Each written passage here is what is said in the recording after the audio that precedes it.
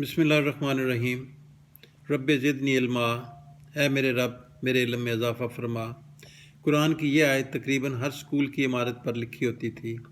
ناظرین، جامع جم میں اپنی سرگزشت کے دوسرے ایپیسوڈ کے ساتھ جمشید ملی آپ کی خدمت میں حاضر ہے۔ Viewers, like and subscribe my channel and press the bell icon next to it and share it with your friends as well. 5ویں کلاس تک 5 مختلف سٹیشنز پر تعلیم مکمل کی، جن میں جہلم، ڈمن، کلرکار، لنڈپور اور ہریا والا شامل ہے۔ ہریا والا گورنمنٹ پرائمری اسکول میں اسکول ماسٹر شادی وال سے روزانہ آتے تھے۔ اسکول کے اندر ڈاک خانہ بھی تھا جس کے وہ پوسٹ ماسٹر بھی تھے۔ خدا کر کے پرائمری کا امتحان پاس کیا تو گجرات شہر 6ٹھی کلاس میں public high school number 2 railway road میں داخلہ لیا اور یوں انگریزی زبان کی ABC پڑھنی شروع کی۔ اردو اور انگریزی کی لکھائی کے لیے 2 مختلف نبیں استعمال ہوتی تھیں، ایک کا نام جی تھا اور ایک کا نام زیڈ تھا۔ سیاہی کی دوات میں ڈبو کر لکھائی کی جاتی تھی اور اکثر طالب علم ماسٹر صاحب سے یوں شکایت کرتے پائے جاتے تھے کہ ماسٹر جی وہ میرا ڈوبا لے گیا جے۔ شہر جانے سے یونیفارم میں خوشگوار تبدیلی بھی آئی کہ اب سفید قمیض اور خاکی پتلون یونیفارم ٹھہری اور ٹاٹ کی جگہ کلاس روم میں ڈیسک اور بینچ بیٹھنے کے لیے دیے گئے۔ یہاں پر مختلف مضامین کے لیے علیحدہ اپنا پیریڈ لینے کے لیے مختلف اساتذہ آتے۔ ہمارے اسکول کا معیار بہت اچھا تھا۔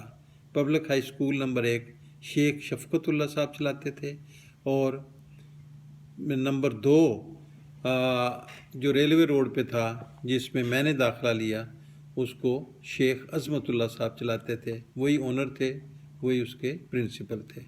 یہ دونوں بھائی تھے جو کہ تعلیم کے میدان میں ان کا کافی ماشاءاللہ پازیٹیو رول تھا اور کافی انہوں نے محنت بھی کی۔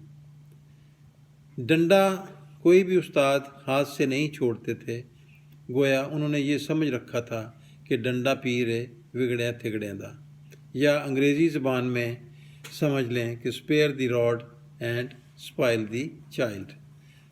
ہمارے گاؤں سے ریلوے اسٹیشن کی پٹڑی کراس کرتے ہوئے تقریباً 2 میل کا سفر طے کرتے ہوئے ہم اسکول پہنچتے تھے۔ ملیشیا کی شلوار قمیض کی جگہ سفید قمیض اور خاکی پتلون تو مل گئی، مگر بستہ یعنی اسکول بیگ اب بھی ملیشیا کا تھیلا ہی تھا، جو کافی بڑے سائز کا تھا اور جس میں بہت ساری کتابوں کے علاوہ واپسی پر گھر کا سودا سلف بھی مجھے خرید کر لانا ہوتا تھا۔ بہن بھائیوں میں بڑا ہونے کے ناطے والد صاحب کی عدم موجودگی میں گھر کو چلانے اور شہر سے سودا سلف، سبزی، گوشت، پھل وغیرہ لانے کی ذمہ داری بھی میری ہی تھی، گویا خزانچی یا کنجی بردار، جس وجہ سے گھر میں عزت بھی تھی اور کچھ روب بھی تھا۔ تو ویورز، جہاں گھر چلانے کی ذمہ داری تھی وہاں چھوٹے بہن بھائیوں کو پڑھانے کی ذمہ داری بھی میری ہی تھی۔ والدہ صاحبہ گھر میں فوری ضرورت کے لیے دستی چکی پر گندم اور باقی اجناس پیس لیتی تھی، مگر ہریا والا یعنی ننہال کے گاؤں سے بڑی چکی سے گندم پسوا کر لانا بھی میری ذمہ داریوں میں شامل تھا۔ جو تازہ پسا ہوا آٹا بہت گرم ہوتا تھا اور سر کو بہت تکلیف دیتا تھا، یعنی اس سے سر جلتا تھا۔ واپسی پر بہت تاریکی ہو جاتی تھی اور ڈر بھی لگتا تھا، مگر والدہ صاحبہ نے آیت الکرسی یاد کروا دی تھی جو پڑھتا آتا تھا، چونکہ رستے میں 1-2 فرلانگ کا فاصلہ گھنے جنگل نما جھاڑیوں سے بھرا پڑا تھا، جس بارے میں مشہور تھا کہ وہاں جنوں کا بسیرا ہے، اور ایسے واقعات بھی سن رکھے تھے کہ رات دیر کو گزرتے ہوئے کوئی خوبصورت میمنہ پاس آ جاتا تھا تو اس کو کوئی شخص اگر اٹھا لیتا تو جو بعد میں کندھے کے اوپر سے لٹکتے کئی فرلانگ یا کئی میل پیچھے تک چلا جاتا تھا، اور جب وہ شخص پیچھے مڑ کر دیکھتا تو خوف سے چیخیں نکل جاتی اور یوں میمنے کو پھینک کر بھاگ کر جان بچاتا۔ لہذا میں بھی پیچھے مڑ مڑ کر دیکھتا تھا اور مسلسل آیت الکرسی پڑھتا رہتا تھا، جس سے بچت ہو جاتی تھی۔ اس زمانے میں کیش بہت کم تھا، گویا جو لوگ ملازمت میں تھے انہیں ہی تنخواہ کی شکل میں کیش دیکھنا نصیب ہوتا تھا۔ اکثر اوقات دکان سے سودا سلف اجناس یعنی کپاس، گندم وغیرہ کے بدلے میں ہی خریدا جاتا تھا۔